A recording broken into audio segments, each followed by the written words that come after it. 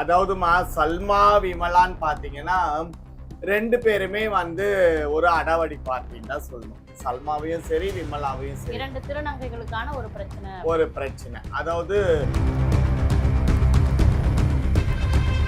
விமலாவோட பொண்ணு வேணுவா இருக்கட்டும், நிஷாவா இருக்கட்டும், இவங்களாம் கோவக்காரங்க தான். பட் வந்து ஒருத்தர் அழிக்கணும் அப்படின்ற ஒரு எண்ணங்கள் கிடையாது. கோவத்துல ஏதோ வார்த்தைகள் விடக்கூடிய ஒரு நபர்கள் தான். ஆனா சல்மா வந்து அப்படி கிடையாது. சல்மா வந்து ஒரு விஷக்கிருமி. உனக்கு சேர வேண்டிய பணத்தையும் கொடுத்துட்டாங்க. உனக்கு அதுக்கப்புறம் என்ன பிரச்சனை? முடிஞ்சிச்சு இல்ல உன் மேட்ரு. திரும்பவும் நீ என்ன பண்ற? அவங்கள சீண்டி சண்டை வலிச்சுட்டு என்ன காரணத்தை ஏதாச்சும், அதாவது உங்களை விட்டு போனவங்க கள்ள மாதிரி அடிச்சுட்டு இத பாருங்க.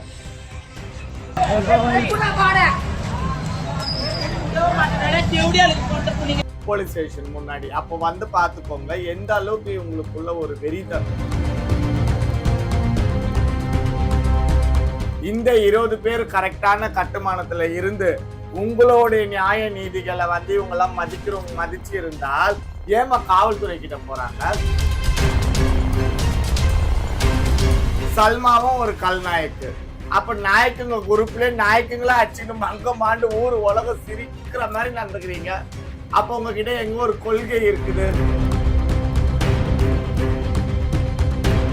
இந்த 20 பேருமே டம்மிமா, 20 பேருமே வேஸ்ட். அதுல வந்து அந்த வெள்ளை பானு இருக்காங்க தெரியுங்களா, வெள்ளை பானு, அந்த ஒரு பீஸ் மட்டும் கொஞ்சம் வந்து உஷாரான பீஸ். ஆளுக்கேத்த பேச்சு பேசுவாங்க, அல்லாக்கேத்த குல்லா போடுவாங்க. இதுதான் இவங்க. இந்த சைடு விமலா, ஐயோ விமலா நீ பண்ணுதான் கரெக்டடி, ஐயோ அவன் பொல்லாதவன் நீ பண்ணுதான் கரெக்ட்னுவாங்க. அப்படி இந்த சைடு சல்மா நீ தான் கரெக்ட் அவனுக்கு.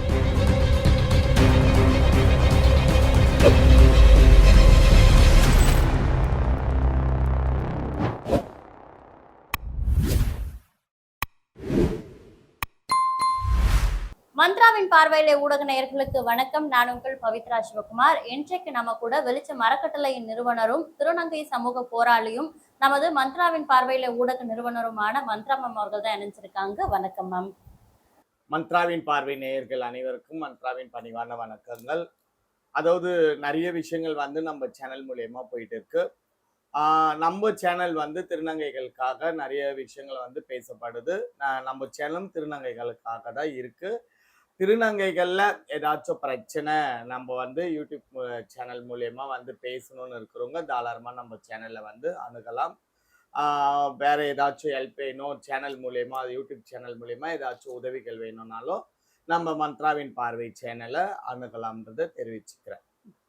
இப்போ கேட்க போற இந்த கேள்வி பாத்தீங்கன்னா ஒரு தாமதமான கேள்விதான். ஆனா இது வந்து மக்களால, நம்மளோட ஆடியன்ஸால பெரிதும் எதிர்பார்க்கப்பட்ட, நீங்க இதை பத்தி கண்டிப்பா விளக்கம் கொடுக்கணும் அப்படின்னு கேட்ட ஒரு கேள்வி என்ன அப்படின்னு பாத்தீங்கன்னா, திருநங்கைகள் விமலா அண்ட் சல்மா இவங்க 2 பேர் டீமும் வந்து காவல்துறை வாசல்லே கல்லை வாரி தாக்குதல் நடத்திக்கிட்ட அந்த ஒரு சம்பவம். இது குறித்து முன்னாடியே நம்ம பேசணும்னு இருந்தோம். ஆனா உங்களுக்கு இருந்த சில உடல்நல பிரச்சனைகளால இது குறித்து நம்மளால சீக்கிரம் போட முடியல வீடியோ. இப்ப நீங்க உங்களுடைய விளக்கத்தை கொடுத்தா நல்லா இருக்கும் மேம். அதாவது சல்மா விமலான்ற அவங்களோட பிரச்சனை வந்து முடிஞ்சு கொஞ்சம் நாட்கள் ஆயிடுச்சு. காலம் கடந்துதான் நம்ம பேசுறோம். இருந்தாலும் நம்மளோட நேயர்கள் வந்து கேட்டதுக்காக அவங்களோட விருப்பத்தின் பேர்ல நம்ம வந்து இதை பத்தி பேசுறோம். நேயர்களும் சரி, திருநங்கை மக்களும் சரி, பொதுமக்களும் சரி ஒரு விஷயத்த நல்லா புரிஞ்சுக்கணும். நம்ம சேனல்ல வந்து யாரை பத்தியும் நம்ம வந்து பேசணுன்றதுக்காக நம்ம வந்து பேசல. அவங்க வந்து ஒரு சில விஷயங்கள்லாம் வந்து மந்த்ராவா இருக்கட்டும், சோனியாவா இருக்கட்டும், யாரை ஒன்னாலும் அவங்களுக்குன்னு ஒரு குரூப் வச்சுட்டு அந்த குரூப்ல எங்களை வந்து ரொம்ப தலைக்குறைவாகவும் ரொம்ப அவமதிப்பாகவும் பேசுறதுனால அதுக்கு பதிலா தான் நாங்க எங்களோட சேனல்ல வந்து அவங்க பேசுறதுக்கு நாங்க பதில் தான் கொடுக்குறோம். சரிங்களா? அவங்க பேசின எவிடன்ஸுமே நாங்க காட்டிட்டு அந்த பேசின வார்த்தைக்கு உண்டான பதில தான் நாங்க கொடுக்குறோன்றதை எல்லாரும் புரிஞ்சுக்கோங்க. இது கேட்டீங்க என்னது? ஆனா இந்த பிரச்சனையை பொறுத்த வரைக்கும் பாத்தீங்கன்னா மேம், இது வந்து பதிலடி கொடுக்குறோம் அப்படின்றத தாண்டி இதுல முதல்ல பிரச்சனை எங்க ஸ்டார்ட் ஆச்சு, இந்த பிரச்சனை யார் மேல தப்பு அப்படின்ற மாதிரி நிறைய கேள்விகளை விளக்கம் கொடுக்க சொல்லி நம்மளோட ஆடியன்ஸ் கேக்குறாங்க. அதாவதுமா சல்மா விமலான்னு பாத்தீங்கன்னா 2 பேருமே வந்து ஒரு அடாவடி பார்ட்டின்னு தான் சொல்லணும். சல்மாவையும் சரி, விமலாவையும் சரி. 2 திருநங்கைகளுக்கான ஒரு பிரச்சனை. ஒரு பிரச்சனை. அதாவது சல்மா கிட்ட இருந்து பார்த்திபன் என்கின்ற சுரேகா. சுரேகாவோட பொண்ணுங்க எல்லாம் சேர்ந்து ஒரு 10 பேரோ கிட்ட வந்து விமலா கிட்ட போயிட்டாங்க. இவங்கள சல்மாவோட கேரக்டர் பிடிக்கல, அவ ரொம்ப பணம் புடுங்குறா, ரொம்ப டார்ச்சர்ன்னு சொல்லிட்டு இவங்க ஏதோ ஒரு ரீசன்கோசம் வந்து இவங்க விமலா கிட்ட போயிட்டாங்க. அது ஒரு பேச்சுவார்த்தையாவே ரொம்ப நாளாவே வந்து ஒரு பஞ்சாயத்து பேச்சுவார்த்தைகள் இப்படியே இருந்தது. அதாவது சல்மாக்கு வந்து என்னன்னா, நான் தான் டான், நான் தான் கெத்து, எனக்கு கீழே தான் எல்லாருமேன்ற மாதிரி ஒரு ஆணவம் வந்து எப்பவுமே இருக்கும் சல்மாக்கு. விமலாக்கு பாத்தீங்கன்னாக்கா எப்படின்னா அந்த எண்ணம் விமலாக்கும் இருக்கு. பட் ஆனா சல்மா விட விமலா வந்து பெஸ்ட்ன்னு தான் நான் சொல்வேன். இவ சல்மா வந்து சொல்றதுக்கு என்ன இருக்குன்னு தெரியல. ஆனா விமலா வந்து சல்மா விட கொஞ்சம் பெஸ்ட் தான். விமலாவா இருக்கட்டும், விமலாவோட பொண்ணு வேணுவா இருக்கட்டும், நிஷாவா இருக்கட்டும், இவங்களாம் கோவக்காரங்க தான். பட் வந்து ஒருத்தர் அழிக்கணும் அப்படின்ற ஒரு எண்ணங்கள் கிடையாது. கோவத்துல ஏதோ வார்த்தைகள் விடக்கூடிய ஒரு நபர்கள் தான். ஆனா சல்மா வந்து அப்படி கிடையாது. சல்மா வந்து ஒரு விஷக்கிருமி.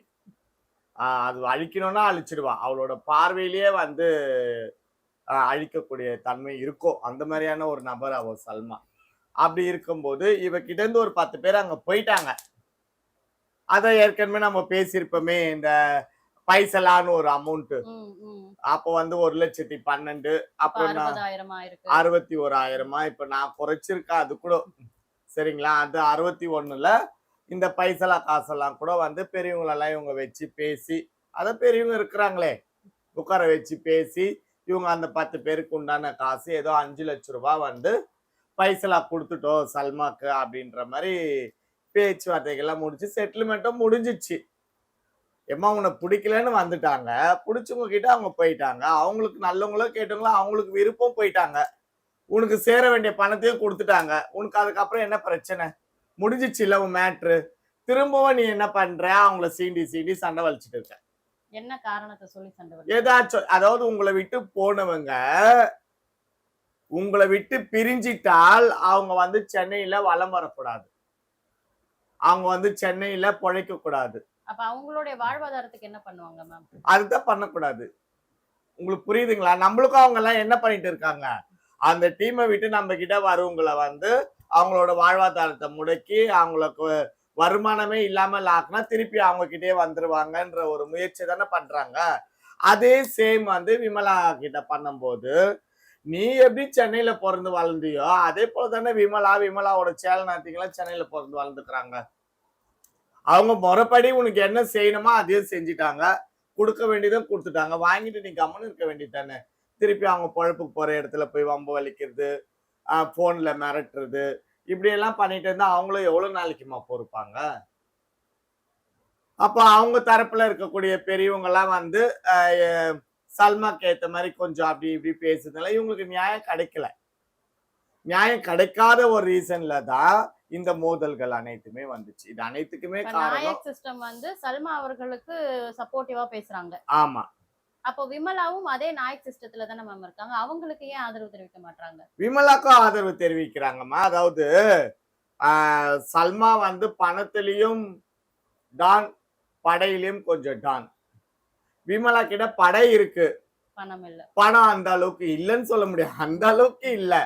பட் நீயா நானான்னு ஒரு, அதாவது இவங்க 2 பேருமே பேன்னா ரொம்ப நெருங்கிய ஒரு உறவுகள்ல தான் இவங்க 2 பேருமே இருந்தாங்க. சல்மா விமலான்ற மாதிரி ஒரு பேர்கள்லாம் இருந்துச்சு. இப்போ இந்த ஒரு 10 பேர் கொண்ட ஒரு கும்பல் இங்க வந்ததுனால 2 பேருக்குமே ஒரு விரிசல் வந்துச்சு. அந்த விரிசல்ல நீ டானா நான் டானான்ற மாதிரி ஒரு போட்டி வந்தது. அந்த போட்டியோட முற்றிய நிலை தான் காவல்துறை முன்னாடி இவங்க வந்து ஒருத்தருக்கு ஒருத்தர் கள்ளவாரி அடிச்சுக்கிறது. இந்த வீடியோ பாருங்க.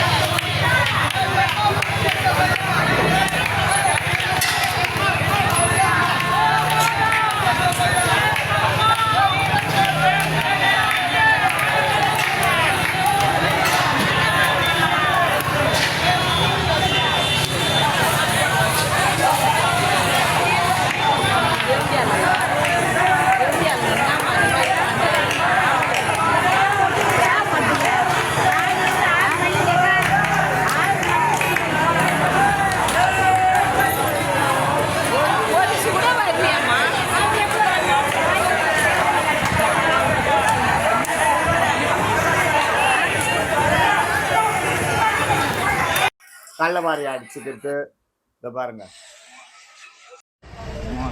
போட்டு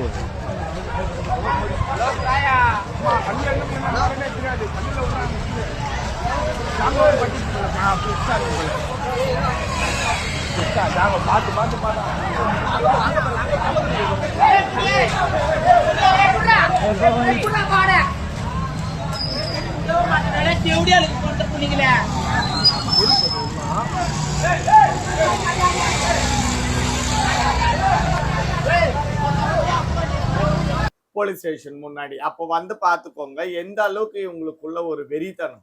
இப்போ அந்த 2 பேருடைய கும்பலும் வந்து என்ன பிரச்சனைக்காக முதல்ல போலீஸ் ஸ்டேஷனுக்கு போனாங்க? அங்க போன இடத்துல என்ன நடந்தது மேம்? எப்படி பிரச்சனை உருவாச்சு? அதாவதுமா இந்த பணம் வந்து கொடுத்துட்டாங்க. நான் கேள்விப்பட்ட வரைக்கும். ஏன்னா நீ இருந்தியான்னு கேட்டா நான்லாம் இல்ல. இவங்க குடுக்கல் வாங்கல. பட் கேள்விப்பட்டதுதான். அந்த ஒரு 5 லட்சம் ரூபாய் வரைக்கும் இவங்க வந்து செட்டில்மெண்ட் சல்மா கொடுத்துருக்காங்க. சல்மா அந்த பணத்தை வாங்கிட்டு இவங்களோட பொழப்பு தாப்புக்கு போகும்போது அந்த இடத்துல போய் வம்பு வலிக்கிறது. அந்த சுரான்னு ஒரு திருநங்கை இருக்கான் பாருங்க, அந்த குடிக்கார ஒருத்தன், அவனை வச்சு அசிங்கமா பேசுது, வாட்ஸ்அப்ல அசிங்கமா பேசுது. இவங்களுக்கு இதுதான் பொழப்பு. பேசி பேசியே வந்து வீண் வம்பு வலிக்குது. அது அப்படியே சண்டை வரும்போது இவங்க அவங்க வீட்டு பெரியவங்களை பேச, அவங்க இவங்க வீட்டு பெரியவங்களை பேச, இப்படியே பேசிட்டு இதுக்கு ஒரு முடிவு வேணும்னு காவல்துறை கிட்ட போனாங்க. அங்க காவல்துறை கிட்ட போனப்போ ஒருத்தருக்கு ஒருத்தர் கொஞ்சம் கெட்ட வார்த்தைகள்லாம் பேசி அப்படியே சண்டையாகி அப்படியே கைகலப்பாயி அது டிவி நியூஸ், யூடியூப் சேனலுங்கள, நியூஸ்ல, பேப்பர்ல எல்லாம் வர அளவுக்கு ஆயிடுச்சுமா. இப்போ நல்லா ஒண்ணு யோசிங்க, இந்த 20 நாயக்கு தலைவிகள்லாம் எங்க போயிட்டாங்க சொல்லுங்க? சென்னையில நாங்களா இருக்கிறதுனாலதான், நாங்க 20 பேர் இருக்கிறதுனாலதான் சென்னை வந்து ஒரு கட்டுமானத்துல இருக்கு, நாங்க வந்து திருநங்கைகள் எல்லாம் அடக்கி வச்சிருக்கோம் அப்படின்னு சொல்லக்கூடிய இந்த 20 பேரு இப்ப எங்க போயிட்டாங்க? இந்த 20 பேர் கரெக்டான கட்டுமானத்துல இருந்து உங்களுடைய நியாய நீதிகளை வந்து இவங்க எல்லாம் மதிச்சு இருந்தால் ஏமா காவல்துறை கிட்ட போறாங்க? உங்க எஜ்ரா பண்ணு எஜ்ரா பானை என்ன சொல்லுது? நமக்குள்ள என்ன ஒரு சண்டை சாடி எதுவா இருந்தாலும் நம்ம பெரியவங்களை வச்சு பேசி அதுக்கு ஒரு முடிவு கொண்டு வரணுமே கண்டி காவல்துறை கிட்டயும் வேற எங்கேயும் நம்ம போக கூடாது. அதுதான் ஜமாத்து, அதுதான் எஜ்ரா பானுன்னு சொல்றவங்க இப்ப இவங்க எல்லாம் காவல்துறை கிட்ட எல்லாம் போய் அடில் தடியில் ஆயிக்கிறாங்க. இப்ப இவங்க எல்லாம் மூஞ்சி எங்க வச்சுப்பாங்க இந்த 20 பேருமே? அப்படின்னா அப்ப அந்த ஒட்டுமொத்த ஹிஜ்ரா பண்டைய வந்து இந்த ஜமாத் நாயக் சிஸ்டத்துல இருக்கிறவங்களே வந்து கலைச்சிருக்காங்க, அதை மீறி இருக்காங்க அப்படின்னு எடுத்துக்கலாமா மேம்? உண்மை அதுதானம்மா. இப்ப விமலாவை பாத்தீங்கன்னா விமலாவும் ஒரு கல்நாயக்கு, சல்மாவும் ஒரு கல்நாயக்கு. அப்ப நாயக்குங்க குரூப்ல நாயக்குங்களா அடிச்சுன்னு மங்க மாண்டு ஊர் உலகம் சிரிக்கிற மாதிரி நடந்துக்கிறீங்க. அப்ப உங்ககிட்ட எங்க ஒரு கொள்கை இருக்குது? உங்களை பார்த்து வரக்கூடிய இளம் திருநங்கைகள் என்ன கத்துப்பாங்க? உங்களை அதாவது முன்னேறு எப்படியோ அதை பார்த்து தான் அடுத்து வரக்கூடிய அத்தனை பேருமே ஃபாலோ பண்ணுவாங்க. நீங்களே ஒரு ஒத்துமை இல்லாம ஒருத்தருக்கு ஒருத்தர் அடிச்சுக்கின்னு கள்ளவரி அடிச்சுக்கின்னு டிவில நியூஸ்ல எல்லாம் வர அளவுக்கு கேவலப்படுத்திக்கினீங்க. அப்போ உங்க நாயக்கு சிஸ்டம் எங்க ஒழுங்கா இருக்கோ? இதை தானே நான் இந்த 2 வருஷமா சொல்லிட்டு இருக்கேன். உங்க சிஸ்டம் சரி கிடையாது. நீங்க முழுக்க முழுக்க முழுக்க மூட்டை கட்டுறதுக்கு தான் நீங்க எல்லாம் லாக்கி, வேற எதுக்குமே கிடையாது. நியாய நீதி பேசுறவங்க இந்த 20 பேர்ல யாருமே கிடையாது. யாருக்கும் பேசவும் தெரியாது. மீறி யாருன்னா ஒருத்தர் நியாயம் பேசிட்டாங்கன்னா சல்மா கை இப்படி வரும், அவங்க முகம் வரைக்கும் வரும், கண்ணுல படம், வாயில படம். அப்ப அவங்க பேசுறவங்க கூட பயந்துன்னு கம்முன்னு கை கட்டின்னு உட்காந்துருவாங்க. சோ இதுதான் நடந்துட்டு இருக்கு. இததான் கலைங்க. ஒரு கட்டுமானம் இல்லாத ஒரு சிஸ்டம் எதுக்கு? புரியுதுங்களா? யாருக்காவது ஒருத்தருக்கா அடங்கணும். யாருக்குமே அடங்கலைன்னும் போது அந்த சிஸ்டம் எதுக்குமா? அதுதான் கலைங்கன்றோம். சரிங்களா? இவங்க இந்த நிலை வந்து முற்றி போகும்போது இதுக்கு முடிவு எங்கிருந்து வரும்னு நினைக்கிறீங்க? ஒண்ணு இந்த சைட்ல ஒரு உயிர் பலி ஆகணும், இல்ல அந்த சைட்ல ஒரு உயிர் பலி ஆகணும். ஏதோ ஒருத்தர் யாரோ ஒருத்தர் உயிரை தியாகம் பண்ணால் மட்டுமே தான் இதுக்கெல்லாம் முற்றுப்புள்ளி வரும். இதைதான் இந்த 20 நாயக்குங்க வந்து எதிர்பார்க்கிறாங்க. இந்த 20 பேருமே டம்மிமா, 20 பேருமே வேஸ்ட். அதுல வந்து அந்த வெள்ளை பானு இருக்காங்க தெரியுங்களா? வெள்ளை பானு, அந்த ஒரு பீஸ் மட்டும் கொஞ்சம் வந்து உஷாரான பீஸ். அது பணத்துல நியாயம், நீதி, தர்மம்லாம் அதுகிட்ட கிடையாது. அதுகிட்ட நியாய, நீதி, தர்மம்லாம் இருந்திருந்தா என் விஷயத்துல அதெல்லாம் பண்ணிருப்பாங்களே. என் விஷயத்துல பண்ணாததுனால தானே இந்த 2 3 வருஷமா நான் கத்திட்டு இருக்கேன் யூடியூப் சேனல்ல உட்காந்துக்கிட்டு. சரிங்களா? அவங்க கிட்ட அதெல்லாம் கிடையாது. அவங்களுக்கு தேவை பணம். அப்ப அந்த அவங்கள பார்த்து அடுத்த அடுத்த நாயக்குகளும் எதை பார்ப்பாங்க? அந்த பணத்தை தான் பார்ப்பாங்க. அங்க நியாயம்லாம் இருக்காது. ஆனா இப்போ இருக்க அந்த நாயக் சிஸ்டத்துல இருக்கக்கூடிய நாயக்குகள்ல எத்தனை பேர் பாத்தீங்கன்னா விமலா பக்கமும், எத்தனை பேர் சல்மா பக்கமும் துணை நிக்கிறாங்க மேம்? அது எத்தனை பேருன்றதுலாம் எனக்கு தெரியாதும்மா. சரிங்களா? அதாவது இது விஷயம் பெருசாயிடுச்சு. பேப்பர்ல, நியூஸ்லலாம் வந்துடுச்சு. வந்த உடனே கொஞ்சம் அவங்க அப்ஸ்டாண்டிங்லேருந்து ஏபி மூவ் பண்ணிக்கின்னு ஒரு சில விஷயங்கள் எல்லாம் அப்படி பண்ணிட்டு இருக்காங்க. அவ்வளோதான் எனக்கு தெரிஞ்ச விஷயம். இதுல எத்தனை பேர் விமலாக்கு, எத்தனை பேர் சல்மாக்குன்னு கேட்டிங்கன்னா, 20 பேருமே விமலாக்கு சப்போர்ட் பண்ணுவாங்க. 20 நாய்க்குமே. அதே 20 நாய்க்குமே சல்மாக்கும் சப்போர்ட் பண்ணுவாங்க. இதுல இருந்து உங்களுக்கு என்ன புரியுது? 2 பக்கமும் இவங்க வந்து சின்சங் தட்டுறாங்க. ஆளுக்கு ஏத்த பேச்சு பேசுவாங்க, அல்லாக்கு ஏத்த குல்லா போடுவாங்க. இதுதான் இவங்க. இந்த சைடு விமலா, ஐயோ விமலா நீ பண்ணதுதான் கரெக்டடி, ஐயோ அவன் பொல்லாதவன், நீ பண்ணதுதான் கரெக்ட்னுவாங்க. அப்படி இந்த சைடு சல்மா நீ தான் கரெக்ட், அவனுக்கு கரெக்டா பண்ண பாருன்னுவாங்க. இதுதான் இவங்க. அதுதான் ஜிங் சாங். அப்ப இந்த 2 தரப்புக்குமே இந்த எல்லா நாயக்குகளும் சப்போர்ட் பண்ணிட்டு இருந்தா அப்ப தீர்வு எப்படிதான் மேம் கிடைக்கும்? ஏமா என்னைக்குமா இந்த நாயக்கு சிஸ்டம்ல தீர்வுன்னு ஒண்ணு வந்திருக்குது? என்னைக்கு இவங்க கரெக்டான ஒரு சொல்யூஷன் எடுத்து கரெக்டான ஒரு முடிவு கொடுத்துருக்காங்க? அப்படி கொடுத்திருந்து கரெக்டான ஒரு தீர்ப்பு கொடுத்திருந்தாக்கா இன்னைக்கு நான் இங்க உட்காந்து கத்தணும்னு அவசியமே இல்லையே. மந்த்ராவின் பார்வைன்ற ஒரு சேனல்ல உருவாயிருக்காதே, வெளிச்சம்னு ஒரு ட்ரஸ்டே உருவாயிருக்காதே. இவங்க கிட்ட எல்லாம் தீர்வு தீர்மானம்ன்றதே கிடையாது. கடைசி வரைக்கும் குலைச்சிட்டு தான் இருக்கணும். அவ்வளவுதான். இவங்க எப்படி சொல்லுவாங்க தீர்ப்பு? நம்ம எதிர்பார்க்கறது நம்மளோடைய முட்டாள்தனம். இந்த 20 பேருமே ஆளுக்கு ஏத்த பேச்சு பேசுவாங்க. உங்களுக்கு ஏத்த மாதிரி பேசி உங்ககிட்ட நல்ல பேர் எடுப்பாங்க, இங்க பேசி இங்க நல்ல பேர் எடுப்பாங்க. அங்க நீங்க அள்ளி கொடுத்தாலும் வாங்கிப்பாங்க, இவங்க இங்க கிள்ளி கொடுத்தாலும் வாங்கிப்பாங்க. ஆகமத்துல ₹1 பணம் தான், ₹100 பணம் தான். பணம் பணம் பணம், அவ்வளவுதான். இப்போ சட்டவிரோத செயல்கள்ல ஈடுபடுற பலருமே பாத்தீங்கன்னா ஒரு காவல்துறை போலீசாரை பார்க்கும் பொழுதுதான் ஒரு பய உணர்வு ஏற்பட்டு அதுக்கேத்த மாதிரி பயந்து நடப்பாங்க. ஆனா இப்படி காவல்துறை வாசல்லே இது போன்ற ஒரு சம்பவங்கள் நடக்கும் பொழுது காவல்துறைக்கு, அதாவது தமிழக காவல்துறைக்கு நீங்க வைக்கக்கூடிய, தமிழக அரசுக்கு வைக்கக்கூடிய கோரிக்கை என்ன மேம்? அதாவதுமா கடந்த ஆட்சியில பாத்தீங்கன்னா இந்த 2 வருஷமா நான் பார்த்த வரைக்கும் சட்ட நடவடிக்கை வந்து சரி கிடையாது. சரிங்களா? அட்லீஸ்ட் இப்போ ஆட்சி மாறி இருக்குது. மக்கள் வந்து மாற்றத்தை எதிர்பார்த்துதான் விஜய் அண்ணாக்கு வந்து ஓட்டு போட்டு இருக்கிறாங்க. ஒரு மாற்றமும் நடந்திருக்குது. அவர் இப்பதானே வந்திருக்காரு. பார்ப்போம் இந்த ஆட்சியிலாவது தவறு செய்யறவங்க ஆணா இருக்கட்டும், பெண்ணா இருக்கட்டும், அல்லது திருநங்கையா இருக்கட்டும், திருநம்பிகளா கூட இருக்கட்டும், யாரா இருந்தாலும் தவறுதான் இந்த சட்டமாவது கையில எடுக்கிறாங்களா, அவங்களுக்கு தகுந்த நடவடிக்கை கொடுக்குறாங்களான்றத பார்க்கணும். வெயிட் பண்ணி தான் பார்க்கணுன்றது ஒரு விஷயம். 2வது விஷயம் பாத்தீங்கன்னா இதுல ஒரு பெரிய காமெடி என்னன்னா, ஒரு ஆணா இருக்கட்டும் ஒரு பெண்ணா இருக்கட்டும் எல்லாமே வந்து பயப்படுற ஒரே இடம் வந்து போலீஸ்க்கு தான். போலீஸை பார்த்தாதான் எல்லாருமே பயப்படுவாங்க ஐயோன்ட்டு. ஆனா அந்த போலீஸ ஒரு திருநங்கைகளை பார்த்து பயப்படுறாங்கன்னும் போது ரொம்ப வெக்கமா இருக்கு, அசிங்கமா இருக்கு. ஆனா இதையே அவங்க வந்து ரொம்ப ப்ரௌடா தானே மேம் ஃபீல் பண்றாங்க. யாரு? அப்படி பயம் கொடுத்தக்கூடிய திருநங்கைகள் போலீஸே எங்களை பார்த்தா பயப்படுறாங்க, மிரண்டு போறாங்க அப்படின்றத கௌரவமா தானே எடுத்துக்கிறாங்க. அவங்க கௌரவமா தான் எடுத்துப்பாங்க. அப்படிதான் என் விஷயத்துல கூட பாருங்களேன். என்னுடைய விஷயத்துல கூட எவ்வளோ டேஷனா ஏறிட்டு இருக்காங்க. கும்பலா டேஷனா போங்க. அங்கேயே என்ன வருது, ஒரு கும்பலை பார்த்துட்டு போலீஸ்காரங்க உடனே கூப்பிட்டு அவங்கள சமாதானப்படுத்தி அப்படி இப்படி பேசி அவங்களுக்கு ஏற்ற மாதிரி பேசி அப்படிதான் அனுப்புறாங்களே கண்டி. இல்ல நீங்க இது பண்ணது தவறு, உங்க மேல நாங்க கடுமையா நடவடிக்கை எடுப்போம்னு எந்த ஒரு ஸ்டேஷன்லயுமே எந்த ஒரு உயர் அதிகாரியுமே சொல்ல மாட்டாங்க. அப்படி ஏன் பயப்படுறாங்கன்றதுதான் எனக்கு புரியல.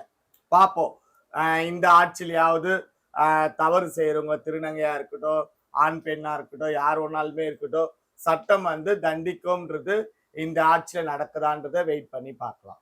திருநங்கை சமூகத்துல நம்மளோட ஆடியன்ஸால பெரிதும் எதிர்பார்க்கப்பட்ட ஒரு பிரச்சனை குறித்த பல விளக்கங்களை நேரம் ஒதுக்கி பகிர்ந்துகிட்டதுக்கு ரொம்ப நன்றி. ரொம்ப நன்றி.